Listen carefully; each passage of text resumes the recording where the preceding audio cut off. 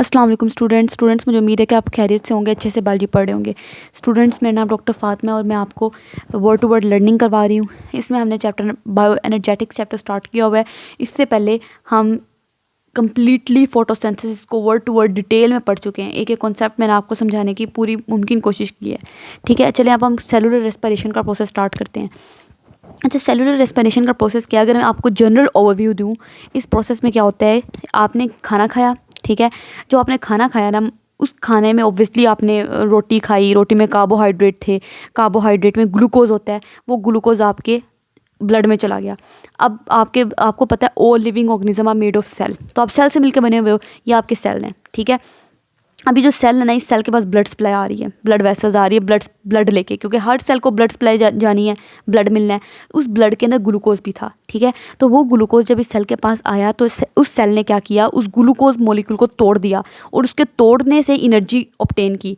आपको पता है ना ग्लूकोज के अंदर कितनी एनर्जी भर भर के मौजूद होती है। जैसे कि पीछे हमने फोटोसिंथेसिस में ग्लूकोज मॉलिक्यूल बनाया था, तो उस ग्लूकोज मॉलिक्यूल के अंदर कितनी ज़्यादा एनर्जी हमने स्टोर करवाई थी। आपने देखा था ATP और NADPH की सारी एनर्जी हमने खींच ली थी और खींच के वो ग्लूकोज मॉलिक्यूल में डाल दी थी। ठीक है ना, तो ग्लूकोज एक हाई एनर्जी मॉलिक्यूल है, तो वो जो ग्लूकोज हाई एनर्जी मॉलिक्यूल है ना, उसको हमने तोड़ना है, ग्लूकोज को। उसके तोड़ने से जो एनर्जी मिलेगी ना आपको, वो उस प्रोसेस को सेलुलर रेस्पिरेशन कहते हैं।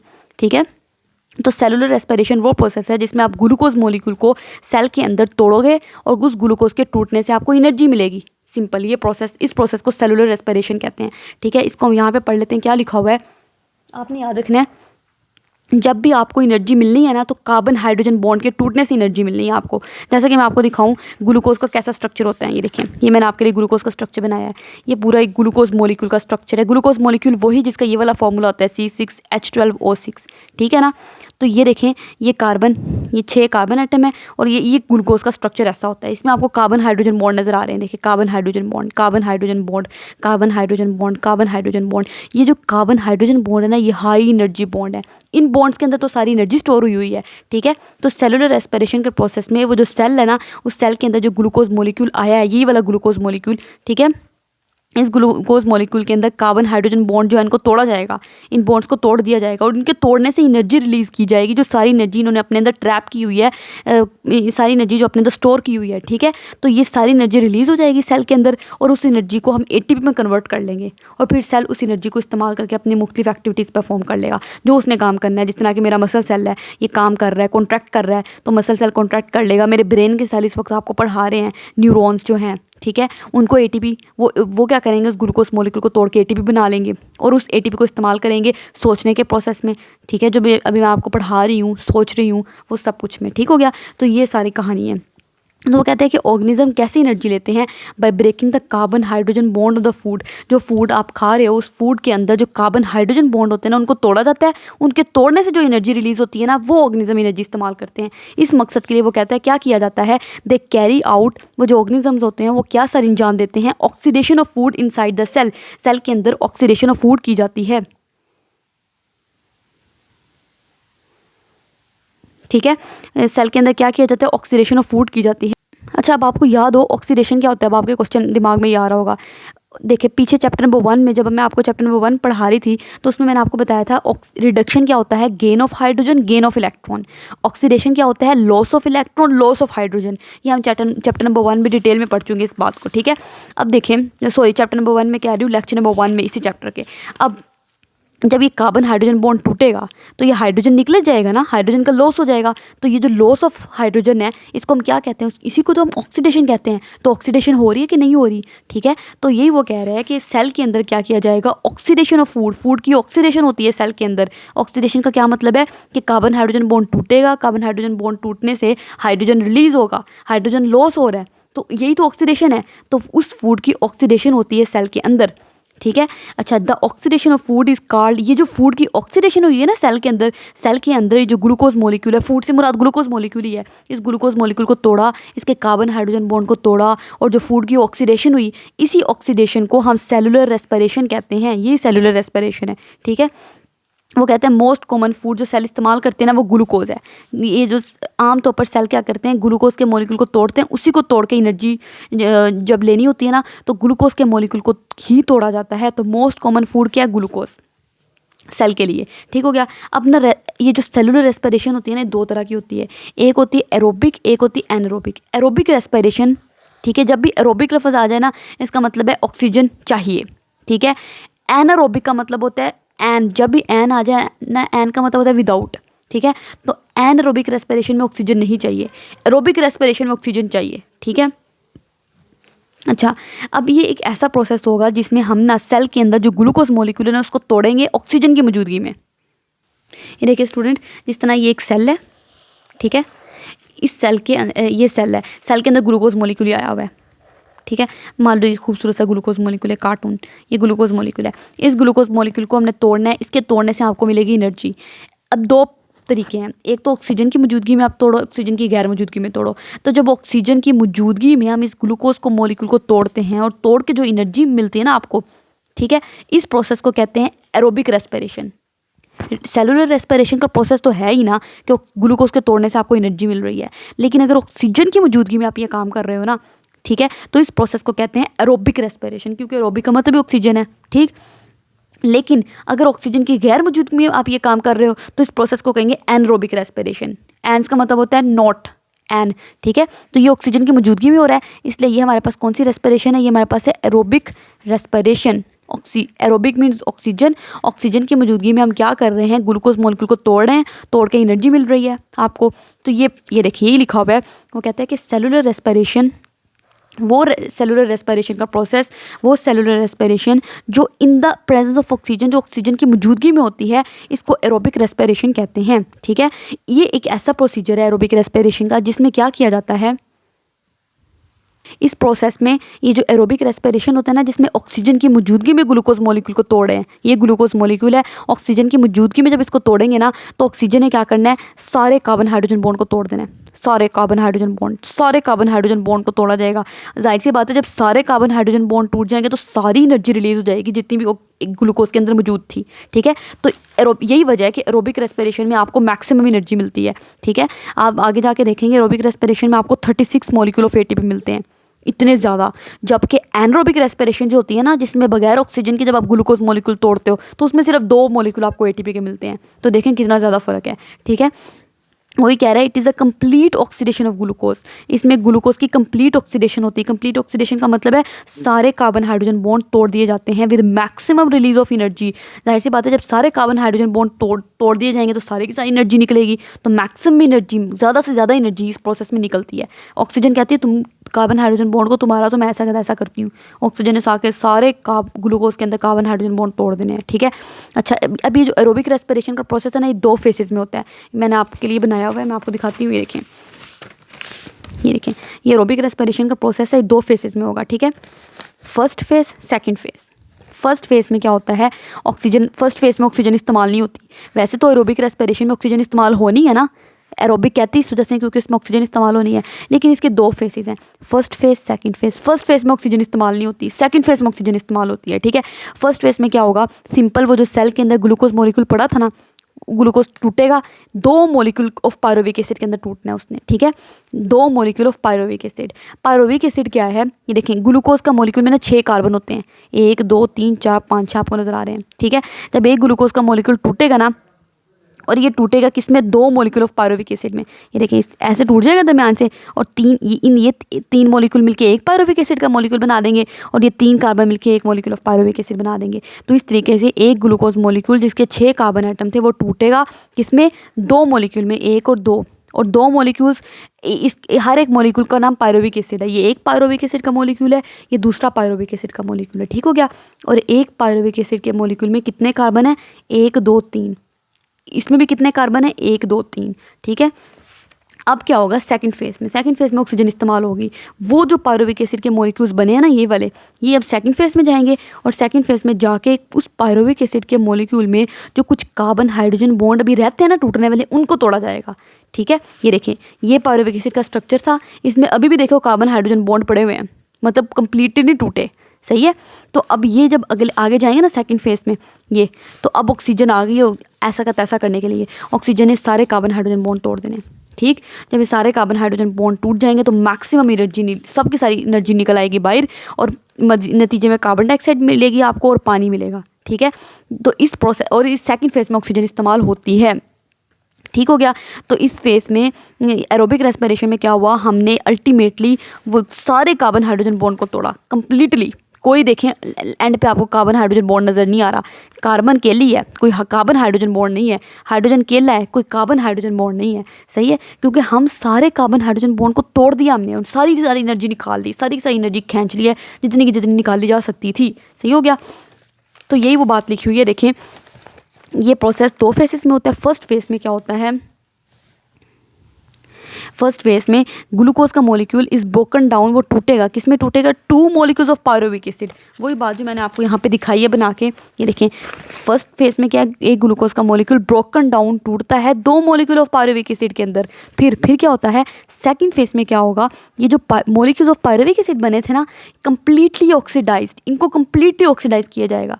कंप्लीटली ऑक्सीडाइज का मतलब है कि इनके सारे कार्बन हाइड्रोजन बॉन्ड तोड़े जाएंगे जो कुछ ना कुछ बच गए हैं, and all energy is release, और सारी की सारी एनर्जी निकाल ली जाएगी, सारी की सारी एनर्जी रिलीज हो जाएगी। वही सेकंड फेज में वो कहता है, सेकंड फेज में वो जो कार्बन पायरुविक एसिड के मॉलिक्यूल्स है ना, ये देखिए ये इनके सारे कार्बन हाइड्रोजन बॉन्ड को तोड़ा जाएगा और तोड़ के सारी की सारी एनर्जी निकाल ली जाएगी, ऑल एनर्जी इज रिलीज्ड। ये हमारे पास एरोबिक रेस्पिरेशन है। ठीक, वो कहते हैं लेकिन एनारोबिक रेस्पिरेशन का जो प्रोसेस होगा ना, जो ऑक्सीजन की गैर मौजूदगी में होगा, ठीक है, उसमें बहुत से कार्बन हाइड्रोजन बॉन्ड जो होते हैं ना, वो लेफ्ट अनब्रोकन, वो बेचारे ऐसे ही रह जाते हैं। अनब्रोकन मतलब वो टूटते नहीं हैं, उनको तोड़ा, वो जाहिर सी बात है कार्बन हाइड्रोजन बॉन्ड को किसने तोड़ना था, ऑक्सीजन ने तोड़ना था। अब एनारोबिक रेस्पिरेशन का प्रोसेस में तो ऑक्सीजन इस्तेमाल ही नहीं होती, ठीक है, तो इसलिए कार्बन हाइड्रोजन बॉन्ड बेचारे सारे टूटते भी नहीं है। तो कुछ बहुत से कार्बन हाइड्रोजन बॉन्ड्स अनब्रोकन टूटे बगैर ही रह जाते हैं, बेचारे ऐसे ही रह जाते हैं, तो फिर एनर्जी भी ज़्यादा नहीं निकलती। सही हो गया। अब आगे हम एनारोबिक रेस्पिरेशन का प्रोसेस पढ़ेंगे।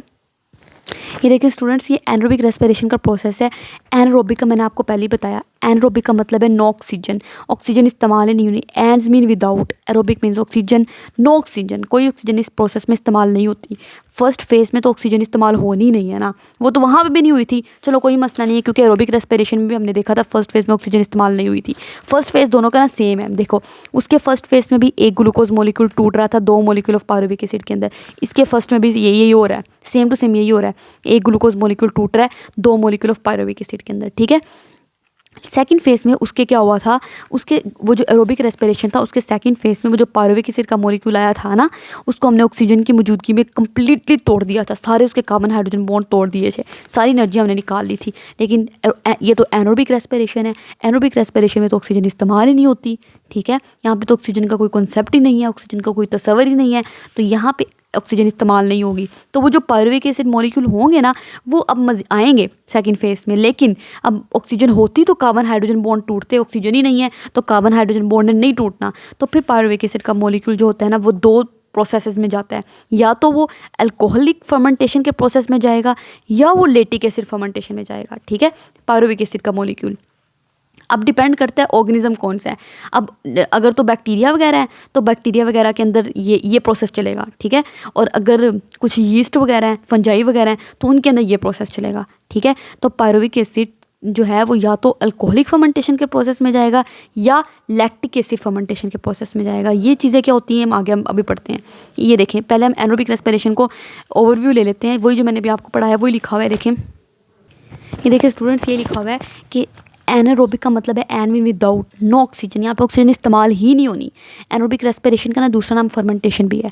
अच्छा, वो कहता है ये वो सेलुलर रेस्पिरेशन का प्रोसेस है जो कि होता है, कब होता है, in the absence of oxygen, oxygen की गैर मौजूदगी में, यहाँ पे ऑक्सीजन नहीं इस्तेमाल होती, इसको एनारोबिक रेस्पिरेशन कहते हैं, ठीक है। अब एनारोबिक रेस्पिरेशन में क्या हुआ, ग्लूकोज का मॉलिक्यूल टूटा लेकिन इनकम्प्लीटली ऑक्सीडाइज, मतलब ऑक्सीडाइज का मतलब है कार्बन हाइड्रोजन बॉन्ड का टूटना।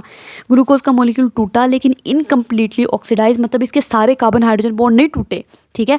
जब सारे कार्बन हाइड्रोजन बॉन्ड नहीं टूटे तो एनर्जी भी थोड़ी निकलेगी, तो वही बात है, with less amount of energy released, थोड़ी एनर्जी निकलती है क्योंकि कुछ ही कार्बन हाइड्रोजन बॉन्ड टूटते हैं। इसके भी मैंने आपको 2 फेसेस बताए। फर्स्ट फेज में क्या होता है, मैंने आपको दिखाया कि exactly similar to that of aerobic respiration, aerobic respiration की तरह ही फर्स्ट फेज होता है। क्या होता है, एक ग्लूकोज का मॉलिक्यूल टूटता है 2 मॉलिक्यूल ऑफ पायरुविक एसिड में, वही बात देखें, क्या होता है फर्स्ट फेज़ में, पहले उन्होंने फर्स्ट फेज़ की बात की हुई है। फर्स्ट फेज़ में क्या होता है, एक मॉलिक्यूल ग्लूकोज का टूटेगा किसमें, 2 मॉलिक्यूल ऑफ पायरुविक एसिड के अंदर, ठीक है। ये हमने फर्स्ट फेज़ में पढ़ा, एरोबिक रेस्पिरेशन में भी यही हो रहा था फर्स्ट फेज़ में।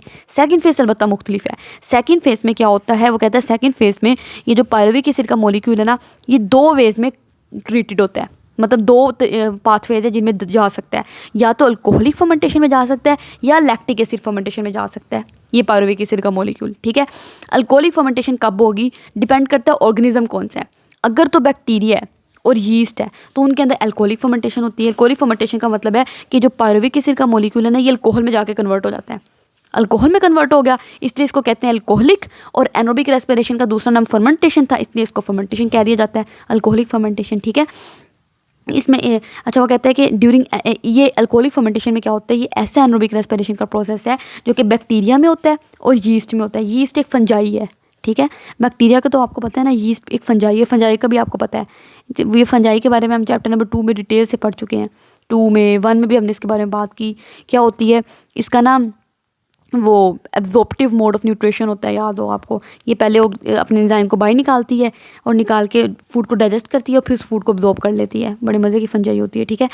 मतलब खाने में नहीं, वैसे मैं कह रही हूँ उसका प्रोसीजर देखो कितना मज़े का, कि इसने अपने एंजाइम बाहर निकाल ले और बाहर निकाल के उनको डाइजेस्ट किया और फिर उस फूड को एब्जॉर्ब कर लिया। तो ये वो यीस्ट है ना, ये फंजाई होती है, ठीक है। अच्छा, ये जो आपके पिज़्ज़ाज़ वगैरह होते हैं उनमें यीस्ट को इस्तेमाल किया जाता है। अच्छा, ये जो एनोबिक रेस्पिरेशन होता है ना, अगर एनोबिक रेस्पिरेशन का प्रोसेस बैक्टीरिया में और यीस्ट में हो रहा है ना, तो वो अल्कोहलिक फर्मेंटेशन का प्रोसेस होगा। इस प्रोसेस में क्या होता है कि वही पायरुविक एसिड का मॉलिक्यूल उसको तोड़ा जाएगा मजीद अल्कोहल के अंदर और कार्बन डाइऑक्साइड के अंदर, ठीक है। पायरुविक एसिड का मॉलिक्यूल किस में ब्रोकन डाउन होगा, अल्कोहल में और कार्बन डाइऑक्साइड में, सही हो गया।